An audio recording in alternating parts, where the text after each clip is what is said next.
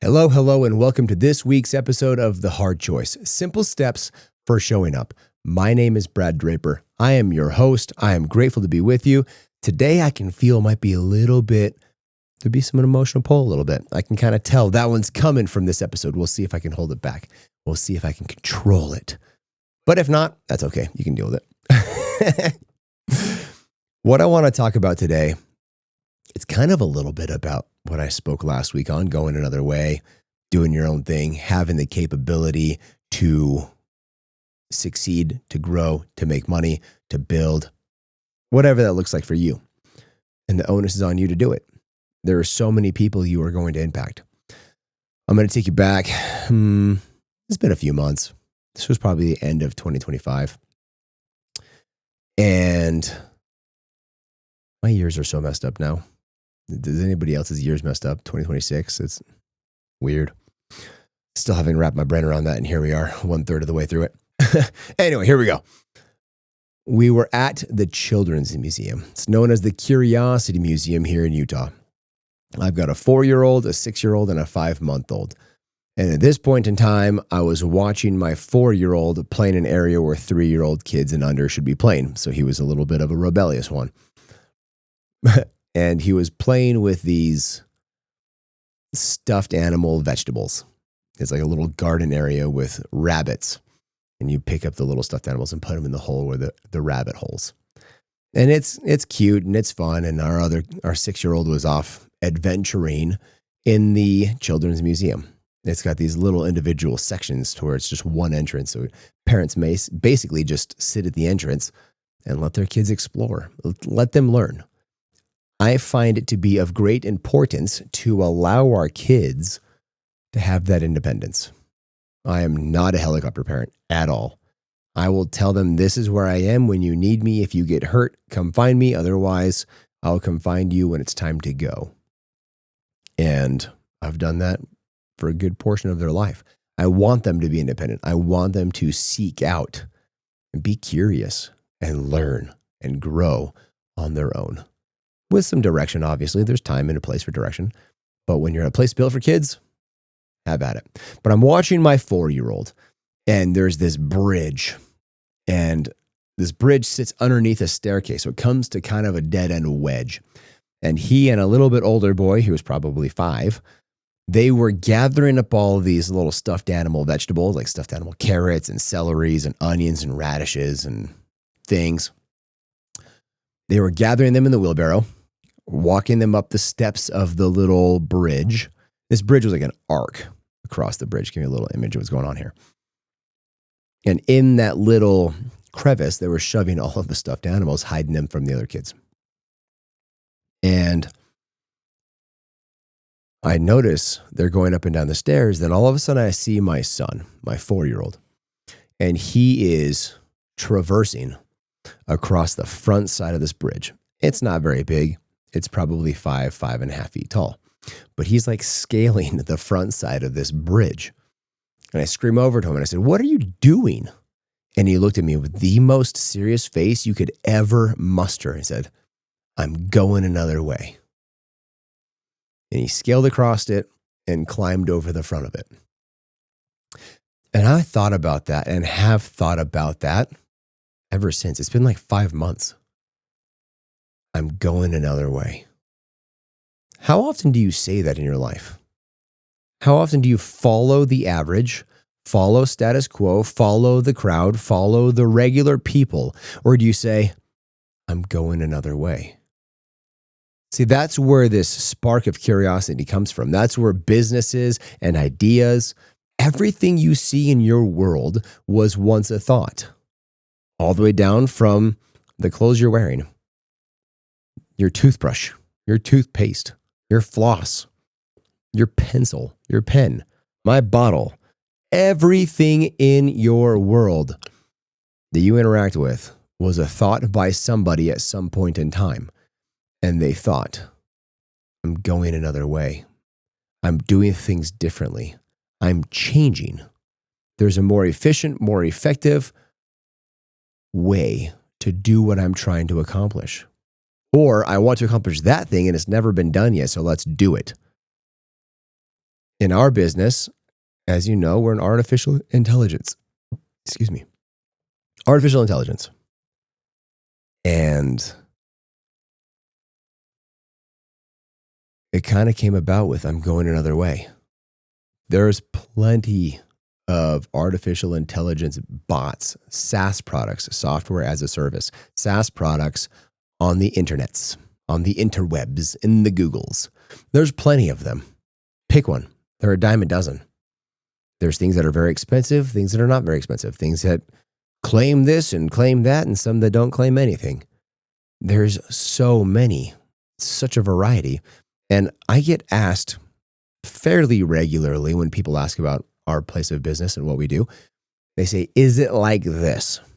No. Is it like that? No. And they try and compare us to somebody. But the reality is, we're not comparable to anybody. We stand on our own 2 feet, built from scratch. What we've turned into, which is this beautiful creation of chaos. It's actually very organized. It's not chaotic at all. But it took so long to get there, and asking over and over again, how can I do this differently? How can I do this a different way? Dad, I'm going another way. How many times have you said that to your Father in heaven? How many times have you said that to God? Dad, I'm going another way. And then you go. He didn't look at me and say, Dad, I want to go another way. I want to scale this bridge and go over the front of it. He just did it. And then when I asked him, what are you doing? He said, I'm going another way. This conversation that I had, that I spoke about last week with a friend, it was the concept that when we pray to God, whatever your definition of God is, there's 3 different ways we can receive an answer to that prayer. It might be that your God tells you what to do and you go and do. Law of obedience. It might be that your God says, hey, I got you, bro. I'm just going to handle it. And then the third one that we miss so often, which is God sits back and waits for you to tell him what to do. He likes that one because that one requires agency. That one requires the skills he has blessed you with to use your wisdom from your experiences that he has blessed you with to come up with a solution and then present the solution on the altar and say, Dad, I'm going another way. This is the plan that I created. This is where I want to go. Just like my son wanted to get to that part of the bridge. I'm going to go this way. Everybody else is doing this. I'm going to do it this way. And I would like your help. I'd like your blessing. I would like the energy and the patience and the stamina and the strength and the mental fortitude and the intestinal fortitude to get there. Dad, I'm going another way. I want you to think about that in your life. I want you to ponder, meditate, pray on that topic. I'm going another way. And what do you come up with? What are you seeing? What are you finding? There's a new way to do just about anything. Sometimes it's efficient. Sometimes it's not. Sometimes it's resourceful. Sometimes it's not. Sometimes it helps you. Sometimes it doesn't. But there is definitely another means to do something in your world. What is it? What do you specialize in? What are you exceptionally good at? One of my mentors always laughs because he's come up with this. So many times he talks about this. He says, even if somebody just loves butterflies, make a butterfly website with an e-store with stickers and quotes and badges and coats and hats and backpacks and do all kinds of things you can sell with butterflies on them because other people in the world love butterflies just as much as you do. Monetize it and do the butterfly thing and then pull in the butterfly effect, and doesn't really matter what the topic is. You can do it another way. You have the ability and the mind and the resources and the experience that nobody else has. some time ago, if you look back at my other episodes, I invented a product one time, got a patent on it. It's actually really cool. I just renewed my patent license because you have to do that every like 3 years. Just renewed that this last March. And that product, which went uncontested through the US Patent and Trademark Office, which is super freaking rare, by the way. That almost never happens. They normally contest you just because they say, sure, this has been invented, so we're going to contest it and go to court and make you fight it. I wasn't contested at all. In fact, we went from a provisional to a non-provisional patent in like 8 months, 7-8 months, which is astounding because it's in the strength and conditioning realm of things. But when I invented that, I took things that already existed. I took a guitar bridge and used a guitar bridge as my base plate.